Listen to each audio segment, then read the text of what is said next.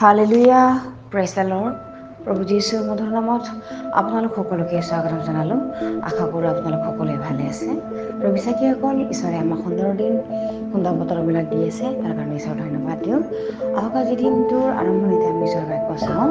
আজি যে ঈশ্বৰে আমাক সুন্দৰ বিশ্ৰাম দিন দিলে আৰু তেওঁৰ আনন্দত উপভোগ কৰিবলৈ আমাক দিলে, তাৰ কাৰণে আজিৰ ঈশ্বৰৰ বাক্য আমি লৈছোঁ যিশয়া 40 অধ্যায়ৰ 31 পদ। সুন্দৰ ঈশ্বৰৰ বাক্যই আমাক কৈছে, কিন্তু যিবিলাকে জিহুৱালৈ অপেক্ষা কৰে তেওঁবিলাকে নতুন নতুন বল পাব। তেওঁবিলাকে কুৰৰ পক্ষীৰ দৰে দেউকাৰী ওপৰলৈ উৰিব। তেওঁবিলাকে লৰ মাৰি শ্ৰান্ত নহ'ব। তেওঁবিলাকে গমন কৰি ভাগৰ নাপাব। Hallelujah, praise the lord. ঈশ্বৰৰ এই সুন্দৰ বাক্যৰ কাৰণে ঈশ্বৰৰ ধন্যবাদ দিওঁ। প্ৰিয় বিশ্বাসীসকল, ইয়াতে যিটো যিশুৱে ভাৱবাদীৰ যোগেদি যিটো তেওঁ আমাক যিবিলাকে যিহক ভয় কৰে, যিহক বিশ্বাস কৰে, এনেকুৱা মানুহবিলাকৰ কাৰণে যিহুৱাই কৈ আছে যে যিবিলাকে জিহুৱালৈ অপেক্ষা কৰে তেওঁবিলাকে, আমি জিহুৱাক অপেক্ষা কৰিব লাগিব, আমি জিহুৱাক আশা কৰিব লাগিব। কিয়নো তুমি আমাৰ আশা আৰু ভৰসা ৰখা ঈশ্বৰ, তেওঁৰ বেলেগ আমাৰ কোনো নাই। সেইকাৰণে আৰু আমি তেওঁ যদি ভৰসা কৰোঁ তেনেহ'লে আমি নতুন নতুন বল পাম, যিটো আমি ভবাই নাই, যিটো আমি কেতিয়াও দেখা নাই। তেওঁ এনেকুৱা আশীৰ্বাদ আমাৰ কাৰণে দিব আৰু কুৰৰ পক্ষীৰ দৰে দেউকাৰে ওপৰলৈ উৰিব বুলি কৈছে। কুৰৰ পক্ষীবিলাকৰ দেউকাবিলাক শক্তি থাকে, বলৱন্ত থাকে, তেওঁলোকে বহু ওপৰলৈ উৰে।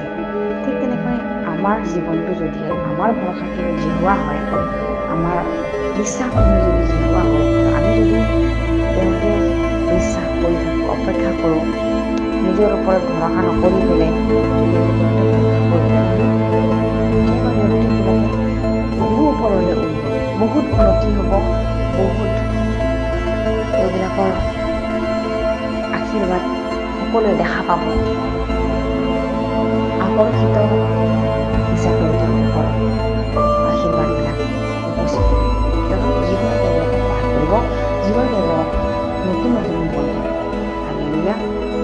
আৰু ইয়াতে কৈ আছে, তেওঁবিলাকে লৰ মাৰি শ্ৰান্ত নহ'ব, তেওঁবিলাকে গমন কৰি ভাগৰ নাপাব কৈছে। তেওঁবিলাকে লৰ মাৰি শ্ৰান্ত নহ'ব কৈছে। লৰ মাৰি যদিও ভাগৰি পৰে, যদিও সমস্যাত পৰে, যদিও সকলো বেদনা দুখ আদি যদি আহে, তথাপিও বাক্যই কৈছে শ্ৰান্ত নহ'ব কৈছে।